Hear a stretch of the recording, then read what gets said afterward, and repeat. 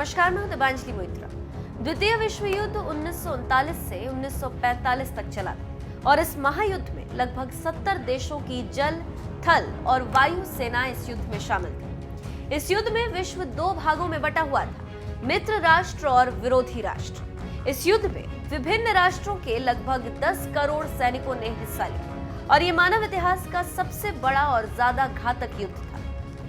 इस महायुद्ध में 5 से 7 करोड़ लोगों की जान गई, क्योंकि इसके महत्वपूर्ण घटनाक्रम में असैनिक नागरिकों का नरसंहार शामिल था, परमाणु हथियारों का इस्तेमाल हुआ। इसी कारण ये मानव इतिहास का सबसे भयंकर युद्ध माना जाता है। तो आज हम उसी विश्व युद्ध की घटना का उल्लेख करेंगे। जी हाँ, पोलैंड में दूसरे विश्व युद्ध के समय गिराया गया सबसे बड़ा बम डिफ्यूज करते समय फट गया था।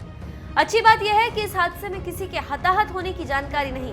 आपको जानकर हैरानी होगी कि इस बम को अर्थक्वेक बम के नाम से भी जाना जाता है। पोलैंड की नौसेना के गोताखोर ने मंगलवार को पानी के अंदर बम डिफ्यूज करने की कोशिश की, लेकिन इससे पहले कि वो अपने मिशन में कामयाब हो पाते, वो बम फट गया।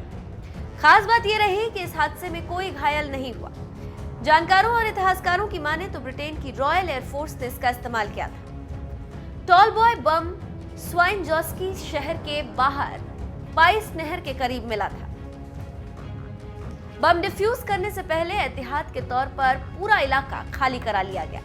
750 से अधिक लोगों को यहां से किसी दूसरे स्थान पर ले जाया गया।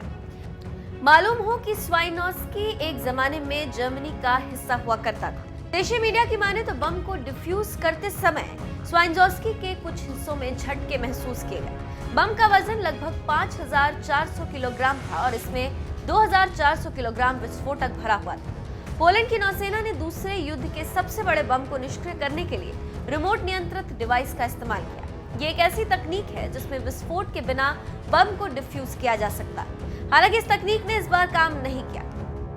8वीं कोस्टल डिफेंस फ्लोटिला के प्रवक्ता सेकंड लेफ्टिनेंट ग्रेजागोरज लेवांडोव्स्की ने कहा कि निष्क्रिय करने की प्रक्रिया के दौरान बम में विस्फोट हो गया।